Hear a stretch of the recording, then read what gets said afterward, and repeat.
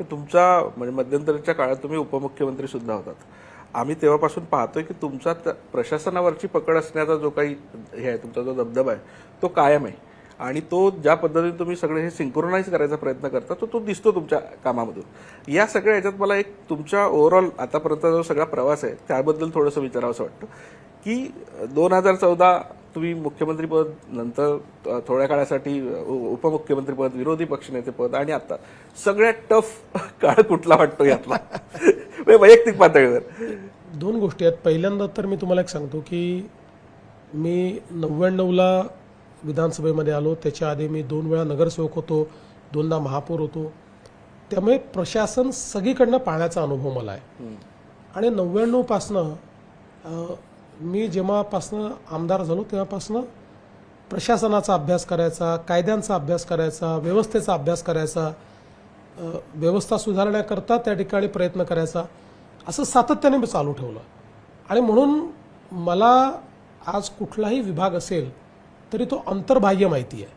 मला कुठलंही कागद रेफर करावा लागत नाही, कुठलंही पुस्तक रेफर करावं लागत नाही. मी त्या विभागाच्या बद्दल सगळ्या गोष्टी सांगू शकतो. त्याच्या स्कीम्सच्या संदर्भात काय बरोबर आहे, काय चूक आहे, तिथे काय चाललं आहे, अशा सगळ्या गोष्टी सांगू शकतो.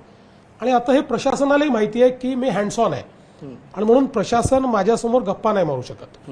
आणि म्हणूनच जी काही प्रशासनावर माझी पकड दिसते याचं कारण, जेव्हा प्रशासनाला माहिती असतं की तुम्हाला या गोष्टी कळतात, तुम्हाला माहिती आहे, तुम्हाला you cannot be taken for ride, तरी प्रशासन हे एक योग्य पद्धतीनं काम करतं.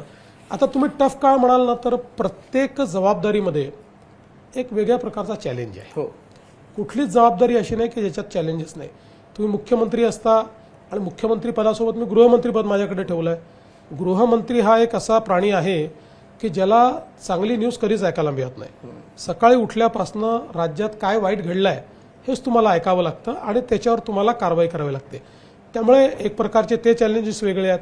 जेव्हा तुम्ही विरोधी पक्षात असता त्यावेळी जनतेचा आवाज म्हणून तुम्हाला एस्टॅब्लिश करायचं असतं. तुम्हाला त्यावेळी सत्तेशी समझोता न करता सत्तेशी लढाई करावी लागते. त्याचा एक वेगळा चॅलेंज असतो. त्यामुळे असं मी म्हणणार नाही की कुठला काळ जास्त चॅलेंजिंग होता. प्रत्येक काळ कमी अधिक प्रमाणात चॅलेंजिंग होता. आणि मागे वळून पाहताना मला असं वाटतं की प्रत्येक काळ हा मला अधिक मॅच्युअर करणारा होता, अधिक प्रगल्भता देणारा होता, अधिक शिकवणारा होता.